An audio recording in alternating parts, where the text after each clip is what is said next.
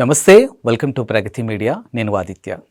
Megastar Chiranjeevi గారు మనశంకర Varaprasad movie success మీట్లో ఆయన మాట్లాడినటువంటి మాటలు సోషల్ మీడియా వేదికగా పెద్ద దుమారాన్ని రేపాయి. ముఖ్యంగా ఇండస్ట్రీలో కాస్టింగ్ కౌచ్ లేదు ఆయన మాట్లాడినటువంటి మాటలకి సింగర్ చిన్మయి స్పందించడం, ఆ తర్వాత డిఫరెంట్ అభిప్రాయాలు కూడా సోషల్ మీడియా వేదికగా పంచుకున్నారు. మరి దీని మీద పూర్తి వివరాలు తెలుసుకునే ప్రయత్నం చేద్దాం. ప్రస్తుతానికి మనతో పాటు స్టూడియోలో ఉన్నారు ప్రముఖ సోషల్ యాక్టివిస్ట్ మనోజ్ నామాల గారు. మేడంతో మాట్లాడి మరిన్ని విషయాలు తెలుసుకుందాం. నమస్తే అండి. నమస్తే ఆదిత్య.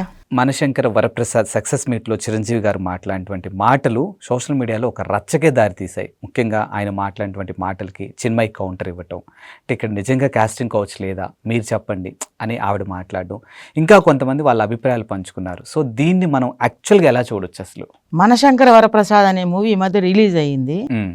నిజం చెప్పాలంటే బ్లాక్ బస్టర్ హిట్. అది మంచి ఫ్యామిలీ స్టోరీ. నేను సినిమా చూసి 7 సంవత్సరాలు అయింది.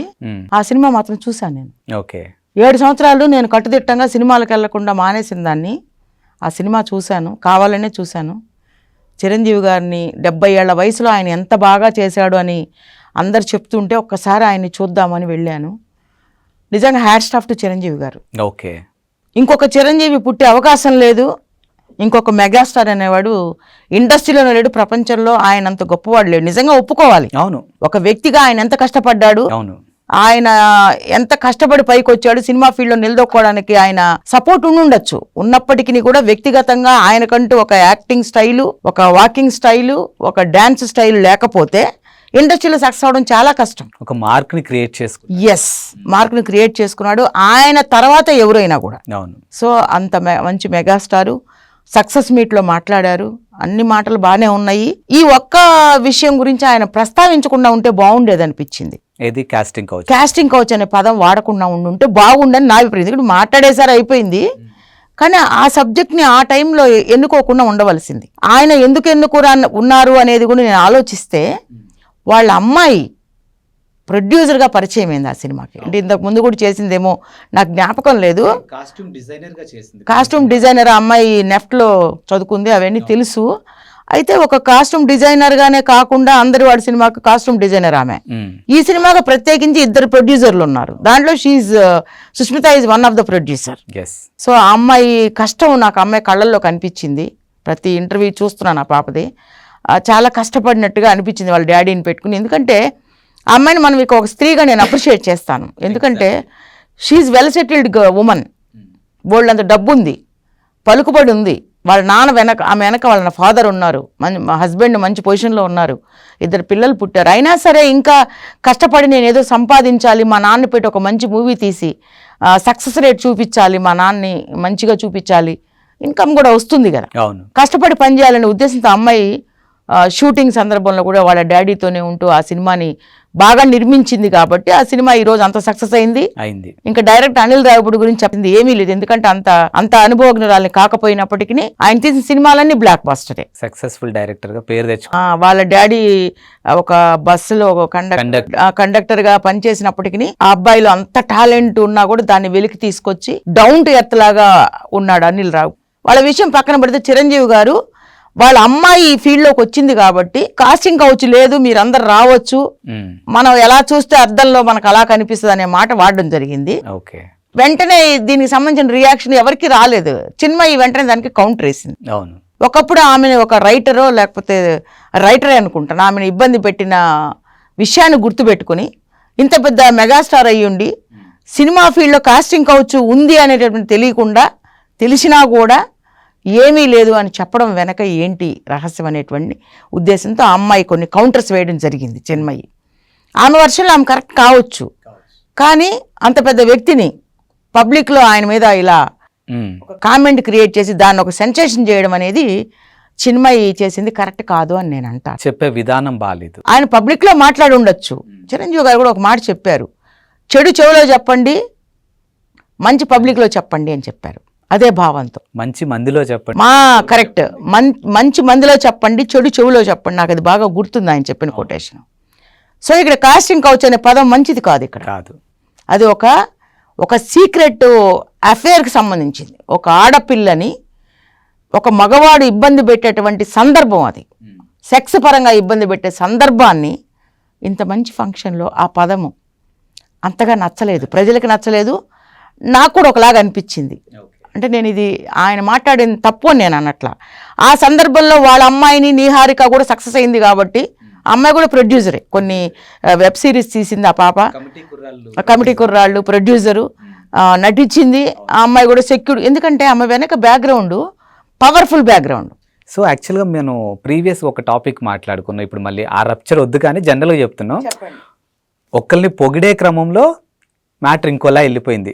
గతంలో ఒక టాపిక్ మనం మాట్లాడుకున్నాము, నటుడు శివాజీ గారు ఒకరిని పొగిడే క్రమంలో టాపిక్ ఇంకోలా వెళ్ళిపోయింది అన్నట్టు ఇక్కడ కూడా ప్రొడ్యూసింగ్ విషయంలో సుష్మిత గారి సుష్మిత కూడా ఒక ఉమ్మన్ అయ్యుండి ఈ ఫీల్డ్ లో కొంచెం నిలదొక్కుని ఈ రోజు మంచి నిర్మాత అయింది. ఆడపిల్లలు మీరందరు రండి, మీకేం ప్రాబ్లం లేదు, ఇక్కడ అంత ఇబ్బంది లేదు అని చెప్పాలనుకుని కాస్టింగ్ కౌచ్ లేదు అనేసారు. కాస్టింగ్ కౌచ్ ఉంది, ప్రతి చోట ఉంది. నేను అంటున్నాను, సినిమా ఫీల్డ్ నేను తప్పు పట్టట్లా, ప్రతి చోట కాస్టింగ్ కౌచ్ ఉంది.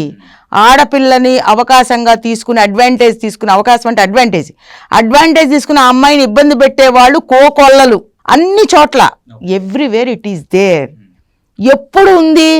ఆడపిల్ల బలహీనురాలు అయినప్పుడు, ఆడపిల్ల ఒక మొగరాయిలాగా తిరగబడింది అనుకోండి, ఈ కాస్టింగ్ కౌచ్ ఎక్కడా ఉండదు. ఓకే.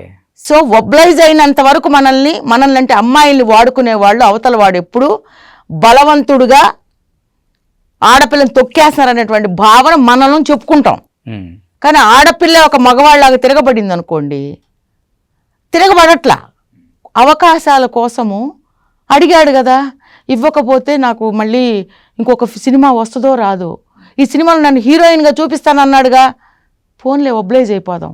ఎందుకంటే తల్లిదండ్రులను కన్విన్స్ చేసి ఈ యొక్క ఫీల్డ్లోకి వద్దు అన్నా కూడా అడుగుపెట్టి తల్లిదండ్రులను పోషించే క్రమంలో, లేకపోతే ఉన్న చెల్లిలో తమ్ముడిని పోషించే క్రమంలో పొట్ట చేత పట్టుకుని ఈ ఫీల్డ్లో వచ్చేటువంటి అమ్మాయిలు వాళ్ళ యొక్క అవసరాన్ని అవకాశంగా మార్చుకునేటువంటి ప్రొడ్యూసర్లు, నిర్మాతలు, వాళ్ళు కాకపోతే ఇంకొకళ్ళు, బాసులు, ట్రాన్స్ఫర్ల కోసము, ప్రమోషన్ల కోసము, సినిమా అయితే సినిమాలో హీరోయిన్ చేయడం కోసము, స్పెషల్ యాక్టర్గా చూపించడం కోసము ఇలా చేసేదాన్నే కాస్టింగ్ కౌచ్ అంటాం మనం. జరుగుతున్నాయి అవి అన్ని, everywhere it is there. But ఆ విషయాన్ని ఒక వివరణ ఇవ్వకుండా కాస్టింగ్ కౌచ్ లేదు, మీరు వచ్చేయండి తూచి, ఇక్కడేం లేదు, మీరు అనుకునే దాన్ని బట్టి ఉంటుంది, ధైర్యంగా రండి. ఇది కాదు. నేను మెగాస్టార్ని, నేను ఈ ఫీల్డ్లో ఉన్నాను కాబట్టి I will take care of you.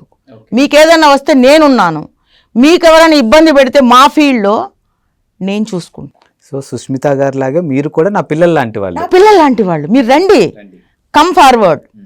If anything happens against you, against your wish, I will take care. ఎందుకంటే అంత పవర్ ఉన్నాయన ఆయన. మెగాస్టార్ చిన్నవాడు కాదు ఫీల్డ్లో, ఈజ్ వెరీ బిగ్గెస్ట్ పర్సన్. ఆయన అంటే కూడా ఈరోజు కూడా నిర్మాతలు, దర్శకులు చేతులు కట్టుకుని ఆయన పక్కన నిలబడతారు. ఎందుకంటే ఫేము, నేము ఉంది ఆయనకి. That we have to agree. అర్థమైందా మీకు? అలాంటప్పుడు ఆయన ఆ యాంగిల్లో, అంటే ఇప్పుడు చిరంజీవి గారు ఇలా మాట్లాడాలని నేను చెప్పట్లా, ఇలా మాట్లాడితే బాగుండేది. అదే మా అమ్మాయి వచ్చింది, నిహారిక వచ్చింది, ఇంకా వాళ్ళ మేనకోడలు ఎవరో పాట పాడింది ఆ సినిమాలో, వాళ్ళ చెల్లెలు కూతురు. ఇలా వీళ్ళందరూ వచ్చారు, వీళ్ళని ఎంకరేజ్ చేసాం మేము, మా బ్యాక్గ్రౌండ్ ఉంది వాళ్ళకి, మీకు కూడా నేను బ్యాక్గ్రౌండ్గా ఉంటాను. కమాన్ లేడీస్, రండి, నటించండి. మీకు ఎక్కడైనా ఇబ్బంది కలిగిందా నాకు చెప్పండి, మా అసోసియేషన్ నేను యాక్టివేట్ చేస్తాను. మా అసోసియేషన్లో ఎన్ని కేసులు క్లియర్ చేశారండి ఇప్పటి వరకు? మాధవీలత కేసు ఏమైంది? శ్రీరెడ్డి కేసు ఏమైంది? పూనం కౌర్ కేసు ఏమైంది? వాటి గురించి వాళ్ళని ఇబ్బంది పెట్టారన్న మాటలు బయటకు వస్తున్నాయి, కానీ క్లియర్ చేసినట్టు ఎక్కడుందండి? కనిపించట్లేదు. కాబట్టి అలా చెప్పుంటే బాగుండేది మా మెగాస్టార్ గారని నాకు అనిపించిన ఫీలింగ్. అదేలేండి. అంటే ఇప్పుడు నువ్వు ఒక మాట మాట్లాడతావు ఆదిత్య, ఇలా కాదయ్యా నువ్వు ఇలా మాట్లాడుంటే బాగుండేదని నేను చెప్పడం కరెక్ట్ కాదు. స్పాంటేనియస్గా మీరు మాట్లాడారు, అయిపోయింది. దాని గురించి చిన్మయ్యకి ఏదైనా డౌట్ ఉందనుకోండి, మెగాస్టార్ గారికి ఫోన్ చేసి ఆయన్ని ఫస్ట్, సార్ మీరు బాగా చేశారు, మాకు నచ్చింది, ఈ మాట మీరు వాడకుండా ఉంటే బాగుండేది. So many ways are there, అంటే అనేక మార్గాలు ఉన్నాయి. అలా కాకుండా నువ్వు పబ్లిక్లో ఒక డైలాగ్ కొట్టేసి కాస్టింగ్ కౌచ్ అంటే మీకు తెలుసా మేమంతా బాధితులం అని అంటే ఆ రోజు నువ్వు యాక్షన్ తీసుకున్నావు, ఆయన మీద అంతా అయిపోయింది, దాన్ని మళ్ళా నువ్వు రప్చర్ చేసుకొని మీడియాలో ఇప్పుడు ఆయన గురించి మాట్లాడే పరిస్థితి నువ్వు ఎందుకు తీసుకొచ్చావు? ఇప్పుడు ఒక సైడ్ నుంచి ఆయన కాస్టింగ్ కౌచ్ లేదని ఆయన ఒక స్టేట్మెంట్ ఇచ్చారు, Yes. ఉంది అని ఇప్పుడు ఇంకో స్టేట్మెంట్. సో ఇప్పుడు ఎవరైతే ఇండస్ట్రీ మీద ప్యాషనెట్ గా ఉన్నటువంటి అమ్మాయిలు ఈ డైలమాలో, ఈ కన్ఫ్యూజ్ స్టేటస్ లో అసలు మేము వెళ్ళాలా వద్దా, ఈవెన్ పేరెంట్స్ కూడా వీళ్ళ కళలకి చెక్ పెట్టేస్తారు, వద్దమ్మా అక్కడ ఏదో ఉంది వద్దమ్మా అని చెప్పి వీళ్ళు ప్యాషన్ ఆపేస్తూ ఉంటారు. సో ఈ డైలమా లేకుండా ఉండుంటే బాగుండేది మీరు అన్నట్టు. అంతే, ఆ డైలమా లేకుండా నేనున్నాను, కమాన్ నేనున్నాను, మీకు ఏదైనా జరిగిందంటే ఐ విల్ టేక్. అందుకనే నిర్మాతలు ఎవరైతే ఈ దుష్టులు దుర్మార్గులు అంటే మీ చీడ పురుగులు ఉన్నారు, అందరూ కాకపోయినా కొంతమంది, అందరు కాదు, అదే కొంత మంచి ప్రొడ్యూసర్స్ డైరెక్టర్స్ మంచి వాళ్ళు, వాళ్ళందరూ కూడా ఆడపిల్లల్ని గౌరవించే ప్రతి ఒక్కరికి నేను నమస్కారం పెడుతున్నాను. అలా కాకుండా ఇబ్బంది పెట్టేటువంటి దుష్ట దుర్మార్గులు ఉన్నారు, వాళ్ళకి మాత్రమే నేను ఇది చెప్పదలుచుకున్నాను. సో వాళ్ళ ఆ చీడ పురుగులంతా కూర్చోబెట్టి తెలుస్తుంది మనకి, చూడంగానే చెప్తాం వాడు ఎలాంటి వాడు, కొంతవరకైనా చెప్పవచ్చు. చిరంజీవి గారికి కూడా ఎవరు ఇలాంటి చేస్తారనేది వారికి కూడా తెలిసే ఉంటుంది. సో వాళ్ళకి వార్నింగ్ ఇచ్చి ఇంకా ఇంకొకసారి ఇలా ఎందుకంటే ఒకటి ఆదిత్య, నేను మాట్లాడడం కాదు, అసలు ఎంతమంది తెలుగు ఆడపిల్లలు సినిమాల్లో నటిస్తున్నారు చెప్పండి ధైర్యంగా ముందుకు వచ్చి? ఎంతమంది వస్తున్నారు సినిమా ఫీల్డ్? చాలా రేర్ కేసెస్. మనం ఇప్పుడున్నటువంటి తెలుగు హీరోయిన్లను కానీ తెలుగు యాక్టర్స్ అంటే ఆడపిల్లలు ఎవరైతే నటిస్తున్నారో వాళ్ళు వేళ్ల మీద లెక్క పెట్టించే మంది ఉన్నారు, 10-15 హీరోయిన్స్ బాగా ఫేమస్ అయిన వాళ్ళు ఎంతమంది ఉన్నారు? ఎంతసేపటికి నాకు అమ్మాయి వైష్ణవి ఒకటే కనిపిస్తుంది, ఏది బేబీ సినిమా హీరోయిన్. ఆ అమ్మాయి తెలుగు అమ్మాయే కదా, ఆ అమ్మాయి ఒకటి, ఇంకెంతమంది ఉన్నారో నాకు వేళ్ల మీద అంటే తాజాగా డింపుల్ హయాతి డింపుల్ హయాతి, ఆ అమ్మాయి కూడా మన హైదరాబాద్ అమ్మాయి, దాసరి నారాయణ గారి మనవరాలు. ఈ మధ్య అమ్మాయి ఒక అమ్మాయి బయటకు, వీళ్ళు తప్పించి ఎక్కడ కూడా తెలుగు పిల్లలు కనిపించట్లా. ఎందుకు కనిపించట్లేదు అనేది ఈ రోజు సమస్య కాదు, ఇది గత 20 సంవత్సరాల నుంచి నడుస్తుంది. అట తెలుగు పిల్లలు వచ్చినా కూడా మళ్ళీ మాయమైపోతున్నారు. ఎందుకు వాళ్ళని హైప్ చేయలేకపోతున్నారు? కమిట్మెంట్స్. ఓకే. సో ఆ విషయం సార్కి కూడా తెలుసు, ఆ విధంగా ఆయన అష్యూరెన్స్ ఇస్తే బాగుంటుంది. ఇంకెప్పుడైనా మాట్లాడినప్పుడు కూడా ఆయన కొంచెం దీన్ని మాడిఫై చేయక్కర్లేదు, ఒక మీట్ పెట్టి ప్రొడ్యూసర్ నిర్మాతలను కూర్చోబెట్టి మన ఇండస్ట్రీ మీద ఇలాంటి ఒకవేళ ఇది తప్పు అయితే ఇలాంటి అపవాదం చెప్పండి, ఇలాంటి అపవాదు ఉంది, ఈ అపవాదు పోవాలంటే తెలుగు పిల్లల్ని మనం తీసుకోవాలి, వాళ్ళని ఎంకరేజ్ చేయాలి అని కొంతమందిని నియమించి అలా ఇప్పుడు మనం సినిమాలో అగ్రిమెంట్ రాసుకుంటారు, మా సినిమా షూటింగ్లో మీరు కనుక వేరే ఒప్పుకోకూడదు, పొద్దున్న సాయం దాకా షూటింగ్ అయినప్పుడు మా కంట్రోల్లోనే ఉండాలని పెడతారు కదా, అందులోనే ఒక అగ్రిమెంట్ రాయాలి. మా వల్ల నీకు ఏదైనా ఇబ్బంది కలిగిందంటే మేము దానికి బాధ్యత వహిస్తాము, చట్టపరమైన చర్యలు మా మీద నువ్వు తీసుకోవచ్చు అని కూడా యాడ్ చేసుకుంటే అగ్రిమెంట్లో, అప్పుడు అమ్మాయి సేఫ్, వీళ్ళెటు సేఫే. ఎందుకంటే నీవు చెప్పినట్టు వీళ్ళు చెప్పినట్టు వాళ్ళు వింటారు డబ్బుల కోసం, అలాగే వాళ్ళ టైంని వాళ్ళు డెడికేట్ చేసుకున్నారు కాబట్టి సినిమాలకి, వాళ్ళని కూడా మేము కాపాడుకుంటాము, మా వల్ల మా ప్రొడ్యూసర్స్ మా యొక్క సినిమా అయినంతసేపు మా టెక్నీషియన్స్ కానీ ఎవరైనా మిమ్మల్ని మీ పట్ల అసభ్యంగా ప్రవర్తించడలా చట్టపరమైన చర్యలు మీరు తీసుకోవడానికి మేము ఒప్పుకుంటాము అని అగ్రిమెంట్ రాయమనండి, రాసే సంతకాలు పెట్టించుకుంటే పిల్లలు సేఫ్. అంతే కదా, ఎవడు ఆమె మీద టచ్ చేసి బ్యాడ్ టచ్ చేసినా కూడా ఆమె కంప్లైంట్ చేసుకునే అధికారం ఆమెకు కలిగించేది ఇది పరోక్షంగా. నేను ఒక సలహా అంతే, నేనేం పెద్ద గొప్పదాన్ని కదా సలహా ఇవ్వడానికి, నాకు అనిపించింది థాట్ ఇది, అలా చేసి ఉండొచ్చు కదా. లేదు అంటే ఇంకా మనకు ఉన్నాయి, ఒక తప్పు జరిగింది అనుకోండి, షీ టీమ్స్కి వెళ్తే 2 నిమిషాలు వాడిని 2 నిమిషాలు కాబట్టి 2 రోజులు పట్టుకొస్తారు, శుభ్రంగా వాషౌట్ చేస్తారు, అలా పనిష్మెంట్ కూడా ఇచ్చే అవకాశం ఉంది. కాబట్టి అమ్మాయిలు భయపడకుండా వచ్చి ఇలా కూడా చెయ్యొచ్చు అని నేను ఒక చిన్న సలహా చెప్తున్నాను. థ్యాంక్ యూ అమ్మా. Thank you Aditya.